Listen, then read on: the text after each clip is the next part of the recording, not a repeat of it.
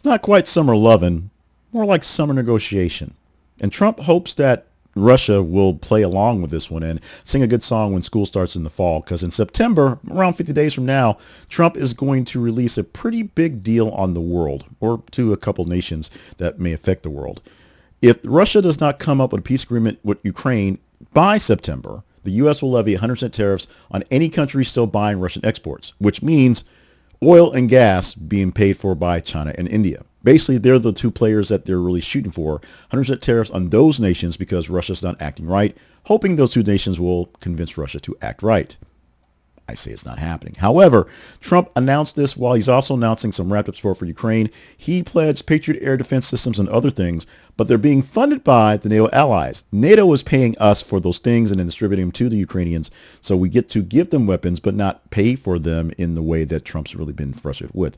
Basically because he's realizing that Putin is not going to stop attacks, and he's not going to get his Nobel Peace Prize with all the great things he says he's doing if Russia keeps bombing the Ukrainians. And he has, I guess, the love for the Ukrainians and the Russians. He keeps talking about how about 5,000, 7,000 people die a day on both sides in the war, and it's bloody and it's ugly, and he doesn't know why Russia won't just stop. He doesn't know why Russia won't just stop. Why won't they just stop? Well, the Kremlin actually responded to this plan that Donald Trump has it there. And the spokespeople from the Kremlin, spokespeople for Russia basically said, okay, whatever, we got you. And a former president of the nation actually mocked the move by Trump, calling it a theatrical ultimatum, essentially for the show. That meant nothing. And Russia does not have to take anything said here seriously.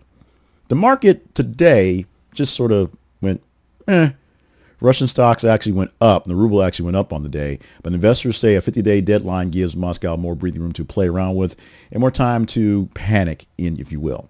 Now, what does this actually mean for us? Big tariffs on China and India could actually get them to pressure Russia to do something about this. It actually could make some effort, and make sure that we're giving Ukraine some efforts to keep their defenses up will mean more for them to keep in line. So when a trade deal comes up or a peace deal comes up, we can actually have something worthy of doing. But 50 days is a whole lot of time with a Russia that doesn't particularly care about stopping the war anyway.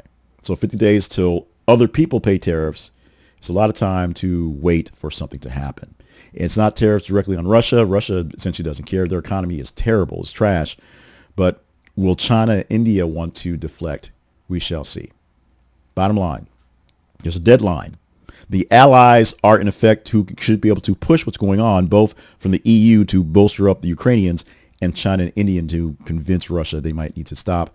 And the market eventually will have issues with oil trades at some point in time when this thing happens, or when the taco thing happens and Trump pulls out. Trump is trying to play a hard line with this one, putting penalties out there and beefing up the thought process of what can happen there for the Ukrainians. But the problem is he's playing with the Russians. The Russians are the Russians, and if they don't seem to care, they're not going to care. Do you think it matters? Comments, please.